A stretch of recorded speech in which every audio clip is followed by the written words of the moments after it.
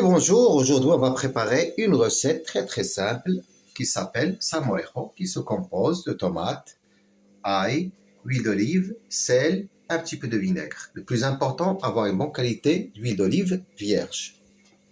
On va procéder à couper nos tomates. On va enlever le pédoncule directement, ok, et après on va mettre tout dans le mixeur. Si vous êtes des gens qui aiment les recettes faciles, c'est une recette pour faire les jours ensoleillés ou, dans le cas, on retrouve les tomates à bon prix dans le supermarché. Normalement, ici, c'est une recette en Andalousie de l'été. Mais quand les ingrédients, comme les tomates, on peut les avoir toute l'année, on peut les faire. C'est une soupe froide qui peut accompagner nos plats principaux. Elle est riche en vitamines et c'est facile à faire.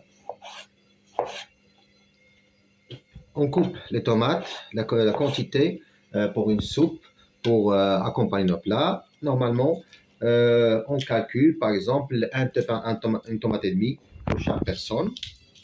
Après les tomates, on va mettre les gousses d'ail. Pour les 6 tomates qu'on a, on peut mettre 2 gousses d'ail, c'est suffisant. Ok. On utilise 2 gousses d'ail. On quitte la peau.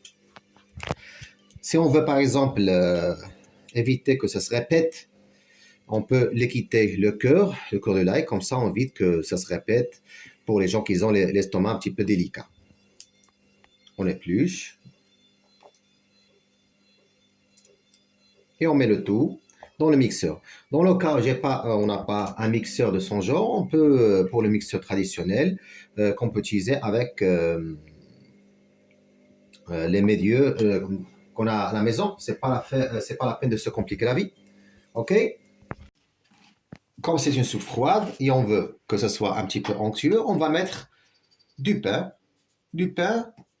de la journée antérieure, comme ça. On va donner un petit peu de corps à cette soupe froide. On coupe les morceaux. Ok? Je vais mettre 4 morceaux. Ici, on a mis le pain, les tomates, les gousses d'ail, 2 gousses d'ail. Et on va mettre maintenant l'huile d'olive. À peu près la moitié d'un verre. Ok? L'important que ce soit une huile d'olive de très bonne qualité. Ici, en Andalousie, on a ce qu'on appelle l'huile d'olive vierge extra. Et du sel. Pour mon cas, j'ai utilisé le sel de l'Himalaya. Une quantité suffisante et chacun peut rectifier selon son goût. Maintenant, dans cet appareil, on va mixer. Et selon la texture, si on a besoin d'un petit peu d'eau, on va rajouter. Ok? On commence.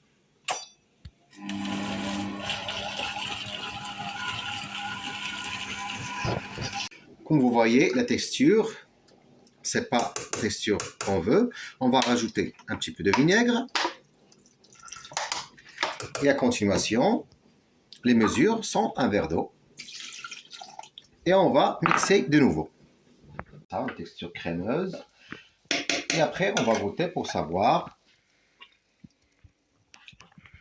Comme à la maison, il faut un petit peu de sel.